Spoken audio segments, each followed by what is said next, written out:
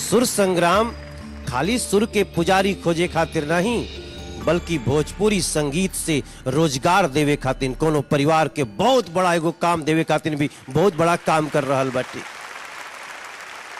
जितेंद्र कुमार जी के बाद हम बुला रहल बानी अपने ओह महायोद्धा के, जोना के स्वर न जाने कितनी बार कितनी लोगन के आंख में आंसू लियोले बा। डाबर रेड पेस्ट यूपी के शान रघुबीर बाबू के बुलावतनी जोरदार ताली से स्वागत करें।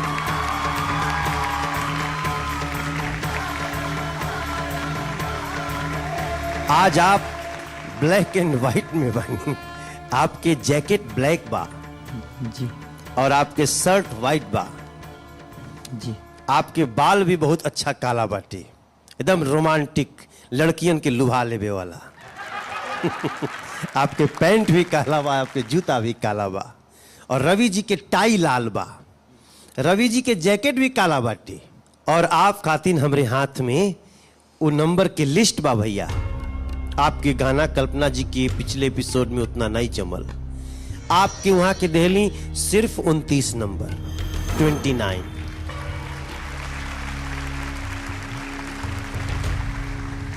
हम जानत नहीं आप खतरा में बानी, लेकिन आपकी मालिनी जी नंबर देहली 33 और एकरे साथे आप बच गईली।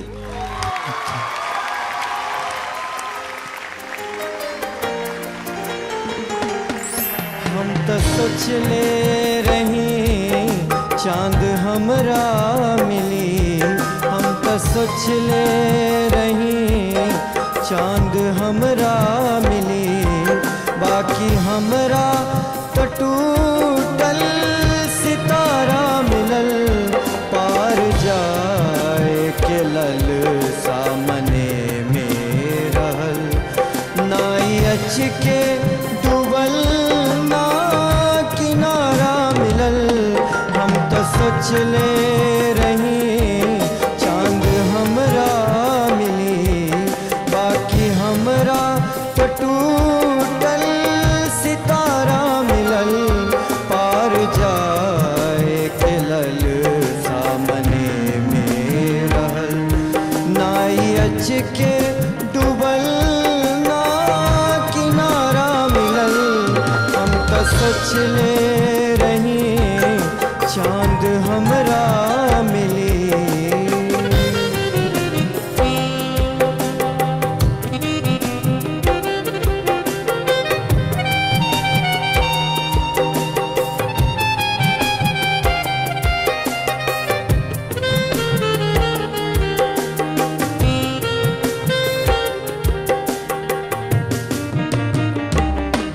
प्यार के दीप दिल में जला के कोई,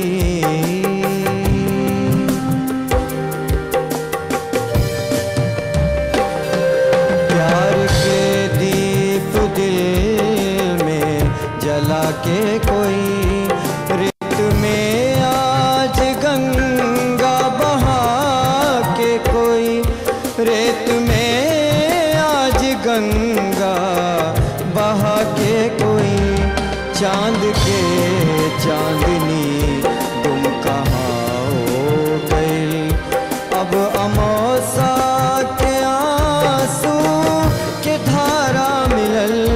हम तो सोचले रही चांद हमरा मिली, बाकी हमरा तो टूटल सितारा मिलल, पार जाए के लल सामने में रहल, नाई अच के डूबल ना किनारा मिलल।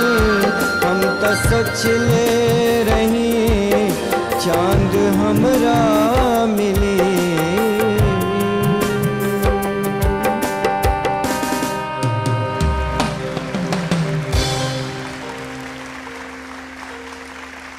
काहे सोचेला तू कि सितारा टूटा, तू जो मिलला त हमनी के सहारा मिलल। अरे भैया, कोई कहला कि हमरे पास का बा, तो हम बनी कि हम रघुवीर बाड़े।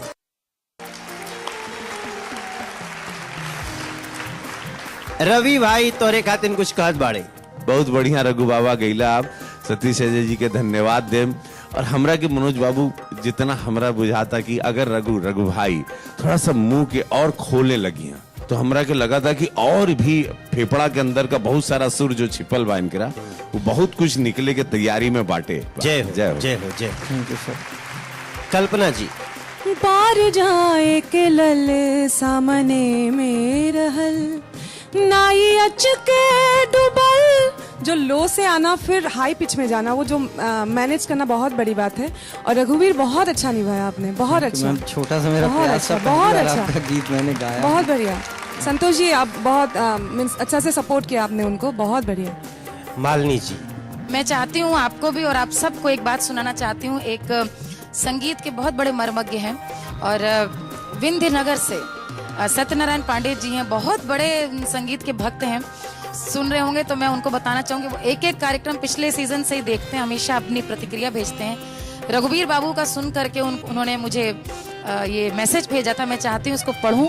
रघुवीर के सुनत है और रोवत है, ऐसन केहू कैसे गावेला समझ के परे हो, बाहरे भोलानाथ। वाह। रघुवीर बाबू के स्वर में उत्तर प्रदेश के मिलल बाटे आराम, इनके स्वर में मिलल बाटे उत्तर प्रदेश के सम्मान, और हम एक घमासान में ए भोजपुरी संगीत के महासंगीत